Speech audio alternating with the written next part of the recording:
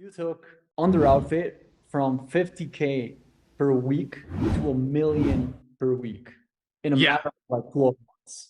How the hell did you do that? I would say 20x growth in less than 20 months is a fair way of putting it. Yeah. Which is a lot. So Yeah, I mean, it was a lot of fun. I think like if the idea is like, well, what is the secret sauce to do it? Like, I don't know that there's a one single best thing that made it happen. But I will say, like, if I had to focus on three primary things. The first one was focusing on what made the business work. I think most people try like, oh, I can make money here, I can make money here, I can make money here. And they look back and like, oh, I'm making a nickel on a dollar here, I'm making a dime here, I'm making a quarter over there, but I'm making money everywhere. I should just keep doing it. But really, like, if you can make a quarter or you can make a nickel, every time you make a nickel, it costs you 20 cents. Not only that, but like in Facebook, where it's a machine learning environment, where the machine is learning how to do a job. If you focus all of that effort on doing one job really well, it's going to get better and better at it. Just like, if you're a barista and you're making lattes and mocha and frappes or whatever, and then someone's like, oh, also now you have to make sandwiches. Like, you're not going to be good at both, right? And so my point to that is find out what you can do best, find out what's best for your business, and then ultimately make the machine focus on learning how to do that job as best as you can. So really the first step of that was figuring out what was the best offer for the business model. It wasn't the highest AOV. It wasn't the product with the best LTV right away. It wasn't the product. Like, there's so many things that people say this is the product you should focus on. What we did was we took a look at it and said, this is the product I can afford to get a lot of sales on a day. So the CPA was low enough for us to get a decent volume, because every transaction is a new data point that makes you better. And this is a product where, more likely than most other products, when somebody buys this, they're going to buy again. And not only that, we have a good idea of when they're likely to buy that second time. And I think there's a very common thread of selfish myopathy, looking at the way you look at business results inside of your Facebook ad account or performance marketer, where you look at, well, what's my ROAS? How much money to make on the money I spent today? But that doesn't matter. Business isn't about day-to-day profits. Business is about future cash flow at a profit. You can't scale a brand in 30, 45, 60, 90, 120 days if you only make money once. Because if you don't know where the next money's coming from, you're going to live and die by how you did every day. You're a salesperson. You're not a business. And there's a big difference between like having a product and having a brand, right? Between being a salesperson making one transaction versus having a business where you create customer journeys. And so when we focused on, this is the item that has, for what it's worth, not the best AOV and not the cheapest to sell, but really solid. And we can get a lot of volume on it. And we know that this is more likely than other things to lead to second and third purchases. And that way we knew that what we call PSM, lifetime value divided by the sum of CPA and COGS times frequency of purchases. Like, we know if somebody buys this, we know what the future cash flow looks like. Which means when you're spending money on Facebook ads, what you're doing is you're amplifying a business model. If that business model says, I know how much money I'm going to get today and how much money I'm going to get in 30 days, 45 days, 90 days, whatever it happens to be, well, now I can evaluate what I'm spending today based on the future value of that money, if that makes sense. So it's not I spent $1 and I made $1.25. It's I spent $1, and in the next 30 to 45 days, I'm going to get this money here, and maybe this money here. Now I can start to plan for future costs. I can start to plan for inventory. And when I focus the machine on doing just that job, it's going to get better at it. So I'm going to reach higher quality people more often for lower price. And more importantly, I can start to work on the business model around that offer to improve the second purchase rate, to improve the LTV, to improve the AOV, so that like my landing page tests continue to compound in value. My email flows continue to compound in value as I test them. My one-click upsells, all my offer construction, I can say, this is how I make money. I'm going to make this thing work better. I have other things that I sell, but this is what I'm spending my money on to grow the business, because I know with greater certainty than anything else how this is going to impact my bank account in the future. So that was a big shift. And to be fair, like the business wasn't that old when I came on board. I don't think there was a focus on that. And I also don't think there's enough volume to know what that looked like. Like if you're in business for 3 months, 6 months, you might not know what a 9-month cash flow projection looks like because you literally haven't been in business for that long. But I think that was point number one, was really figuring out if we're going to spend money to make money, what is the single best investment we can make so that we can start to centralize all of our efforts around that? And to be fair, I did the same thing with 310 Nutrition. We went from 18 million to like 100 million in 15, 20 months. I've done that over and over again. And I think that that's one of the biggest liabilities most performance marketers bring to the table. Like when you hire an ad agency that's trying a bunch of offers, like one of the biggest risks that they bring and why they destroy more clients than they help is because they're not focused on how the business's bank account looks. Like they're not looking at cash flow, and cash flow is the number one most important thing. Now, So I think, I have a yeah, question there, because first of all, you mentioned that the business model has a lot to do with your success with Under Outfit, right? sure. So let's say that I'm a small business right now trying to grow. How will I go about the metrics that I have to know in order to put my business in a position to scale? Yeah, I mean, the key metric that I look at when analyzing any business opportunity is a metric called profitable scaling margin, or PSM.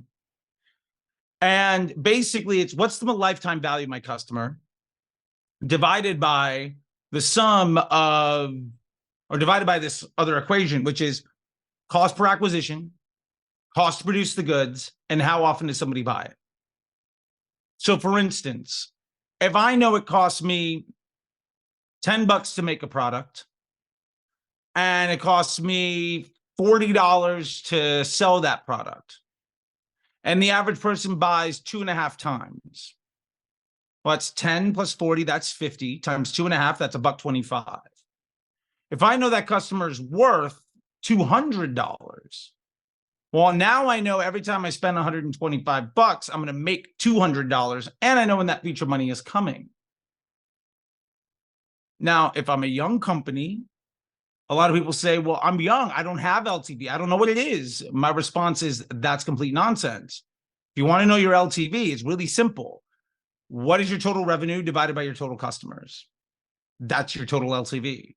If you don't have a more sophisticated number than that, that's a completely accurate way of looking at things. And then you can just simply say, okay, great. Now, what product when somebody buys this product, what's the product that most likely lends itself to somebody buying a second time? If I start to sell that product, more than likely my future cash flow is going to look better, because a higher percentage of the money I spend today is not only going to bring me money back, but also going to bring more of its friends in the future. And I know when they're going to stop by and present themselves. So I can start to predict and project and plan for 20 days, 30 days, 40, 90, whatever it is. But I think that's the thing that most people need to start focusing on, even if you're brand new. If you have 3 products or 100, is if you look at that equation, that ultimately tells you how much more money could you spend per acquisition of a transaction in your business. And if it's 5% or it's 105%, now you have a very good idea of how much more money you could spend on an average basis. So say it's my PSM is a 1.1. I know I could spend 5% more tomorrow. And if I make 0 extra sales with that added spend, I'm still profitable. And odds are, if you spend an extra 5% every day, you're probably going to see at least 1 extra sale. And you'll get better and better at maximizing the volume of that opportunity. And for what it's worth, as you improve it, that number should get better and help you scale more. Like when we started, I think it was like a 1.3. And by the time it was at like 1 million, it was like over a 2. Like every dollar we spent was worth $2, which is just crazy. Wow. That's super interesting. I want you to explain how, because you said that in order to get to this point, you need to identify this, let's call it a hero product, Yeah. is the most likely to get the second purchase in Mhm. that customer journey. So how, Yeah. I'm a brand right now listening to this, how will I go about identifying this product in my store? Well, there are a lot of fancy pieces of software you can pay a lot of money for. There's Lifetimely. You can get somebody, great CPA, to analyze all of your receipts. That'll totally work. You want to do it for free. The easiest way is to take a look at the receipts. Like if you have WooCommerce or Shopify or something, you know that's a new customer versus a returning customer. Awesome. Let me identify all the people that are returning customers. Let me now isolate just what they bought on their first transaction. That could be like a CSV, just like a list. Let me put that into a word cloud. What's the biggest word? That's your most commonly selling product on a new customer that turns into a second purchase. I mean, hopefully it's not large or like red. Like you have to take some of those things out. You know what I mean? But in Under Outfit's case, is it bra? Is it cami? Is it panties? Whatever it is, right? If it's a dog, is it, is it dog food? Is it a treat? Is it, peanut butter? Whatever it is, right? Done that with businesses over and over again. But that's something where like you could legitimately do that really, really fast. And now you're basically saying, of all the people that bought multiple times, what was the most common thing bought the first time? You don't need to be any good at math to understand that that's probably the best thing. That's the thing that most heavily indexes to a second purchase. So just start focusing on that. If you are a nerd and you've got more things, you can dive deeper. But like probably 80% of folks, that's probably the simplest way to get started. Right. And I feel like there's so many brands that completely ignore what you're saying right now. And 100%. not, and I think fashion brands specifically are the ones Yeah. that do it the most, right? So how, like, what will you do? What will you tell a fashion brand right now that is just starting out, or even, at a point where they're making 50K per month, and they feel like they need to advertise every single product in the store? Maybe they're not selling this product or this or that other product that they want to sell more, and they may be a little bit romantic about their products. What will you tell them in order to scale their brand? Yeah, generally I would go in 2 ways. One, if they're really financially motivated, like if they're good with numbers, I'll say, all right, if we know looking at this number that this is the most commonly bought product that brings in a second purchase. Okay. And you're telling me you got a lot of products. Got it. Are you spending enough money right now that you're going to sell out of this number one product and you need to support a second one? Most often the answer to that is no. Like if you're making 50K a month, you're probably spending $500 to $1,000 a day. Maybe you're making 10, 15, 20 sales. So if you're making 300 to 500 sales of an item, do you not have the inventory to support that? I mean, if that's the case, that's another issue. But I think so many people avoid the fact that, like, they think they need to be focusing on new areas of opportunity, but they're not even taking advantage of the best opportunity that they have. So in that way, it's really easy to say, you have 2,000 of these in stock. Right now, you're selling 500 a month. That's like, that's your ad spend will support the sale of 500 to 600 a month. Why are you promoting anything else?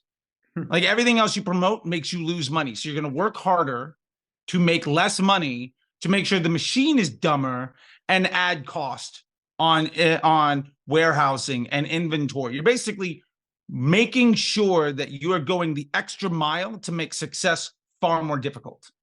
That makes no sense. Like, that is, I get it from the owner's perspective of wanting to highlight everything, but from a numbers perspective, you don't have the luxury of needing to worry about that. From, if they're not numbers motivated, or if they're not like really hip to like Excel and finances and stuff like that, then a lot of what I try to tell folks is like, what is the brand? Like, how do you make money? Right? Like, what is the thing that makes this interesting? And the number one example I give, especially in apparel, is like, I tell people, you don't need to promote all of your offers to sell them. The Jordans make up a fraction, a very minuscule fraction of Nike's overall revenue, but they're probably the most commonly promoted offer because it gets you in the store. So what gets the right customer's attention to come into your store, and then let the store sell them everything else if it's not the thing that they want? And if you can start to focus around identity and building around that way, then brands start to become a brand. And when you have a brand, you can build a moat, and ultimately you get repeating customers. And generally, I find that looking at it in one of those two ways answers the question for like 85, 90% of people. There are a few folks that are incredibly insistent on doing more than that. But you don't need more than that to get to $1 million a month in revenue.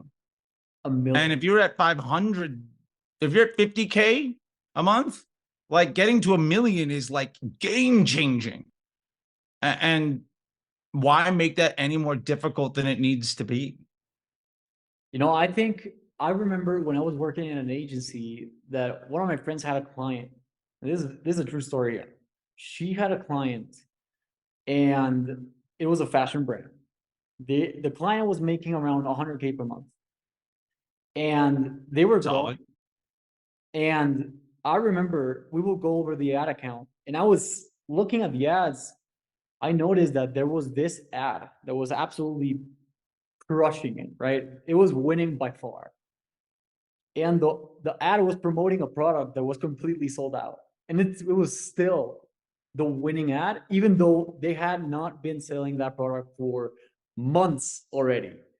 And that was basically the ad that took people to the store to buy other products. And that is exactly Yeah. right. Oh no, I love that. Like, I mean, I've run a Black Friday ad up until like March or May. Like, if it works, who cares? Like, what is advertising? And I feel like this is a question most people get wrong. Advertising is ultimately buying or earning attention that you can predictably monetize. Like, that's advertising. So this product sold out, but you're now in my store. Great. If I'm making money, who cares? Like, like, there's a typo. I don't care. We're sold out of it. Don't care. We stopped selling it 3 years ago. I don't care. Are we making money? Awesome. Let's solve another problem.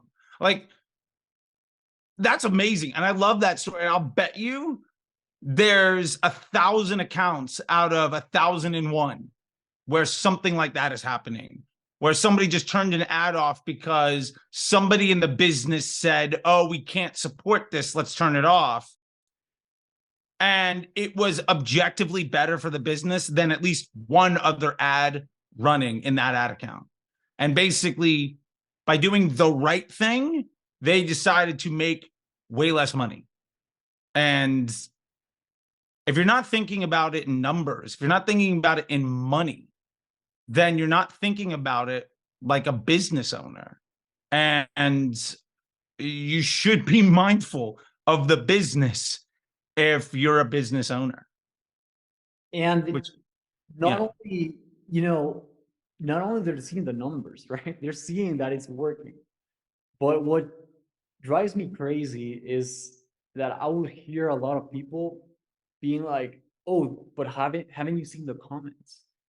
Yes, the comments may be saying it is sold out. We cannot buy this product, but still working a lot, right? It's still yeah, winning ad. It's still the reason why you're at 100K per month, right? For that product. yeah. Yeah, And when somebody says, have you seen the comments? I'm like, yeah. Have you seen the bank account? Done. 100%. And like, if that's not a good enough answer, then I mean, I don't know what to tell you. But like, otherwise, you're just running ads to feel good about yourself. But ultimately, the reason you're investing money is to make a profit, or you're just a charity. And hey, look, nothing wrong with charity, but don't be upset when your business goes out because you decided what we're going to do is waste a lot of money. Like that, don't be surprised when things are hard. Exactly.